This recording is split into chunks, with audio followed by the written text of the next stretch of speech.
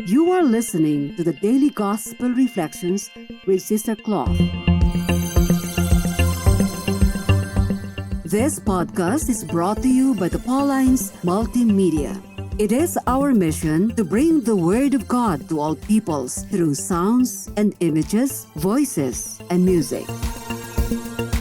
Come and join us as we share with you a thought a day.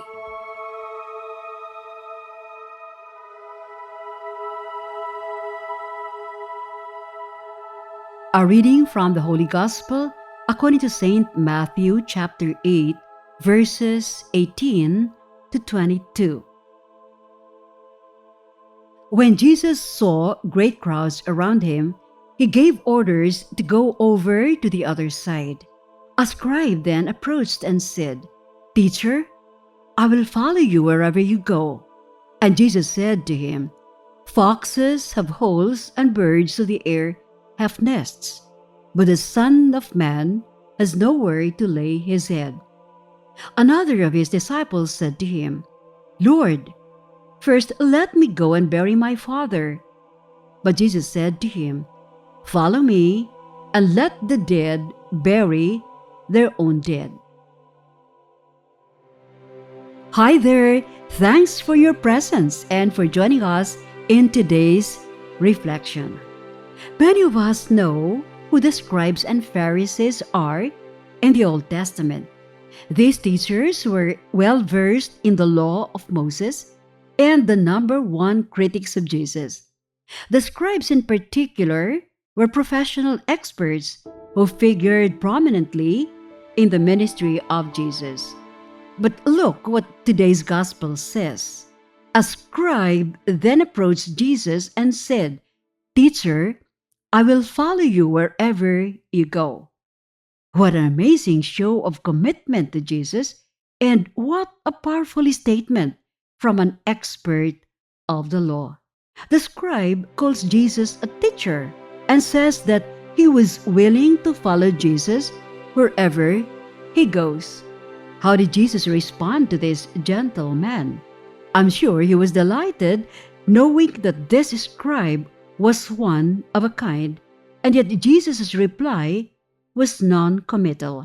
He said, "Foxes have holes, and birds of the air have nests, but the Son of Man has nowhere to lay his head." Was Jesus trying to discourage the scribe? Maybe, but Jesus wanted this gentleman to realize that following him is difficult. First, as a professional teacher, he must also be willing to be part of his simple-minded disciples and group of people whom the scribes and Pharisees consider social outcasts. Not only that, if this gentleman is willing to follow him, he must also be ready to suffer and live with unconditional trust in him. One day, somebody approached me and asked, "I am married. Can I also be a disciple and a follower of Christ, even if I am not a nun?" "By all means," I said. "But sister, a friend of mine told me that to follow Christ means to give him my undivided affection. But I also love my husband. How can I give all of me to Jesus?"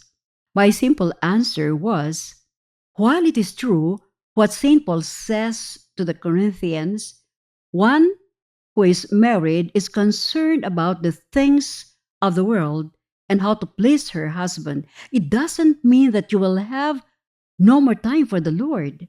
Yes, give your husband your best attention, love and care, but provide yourself with quality time. Don't allow the pleasurable thoughts of your husband to grab all your attention away from Christ. Today's gospel also reminds us that no earthly duty can precede this duty to follow Christ. Besides, if you want a healthy relationship, put Christ at the center of your marriage. Find time to be alone with God every day. Encourage your husband to do the same so you can bear much fruit together. Jesus says, "Stay joined to me, and I will stay joined to you." No branch can produce fruit alone. It must remain connected to the vine. Be with us again tomorrow as we share with you a thought a day. Meanwhile, you can follow us and listen to other Apple and Google podcasts on Spotify, produced by Paulines Multimedia. Have a good day.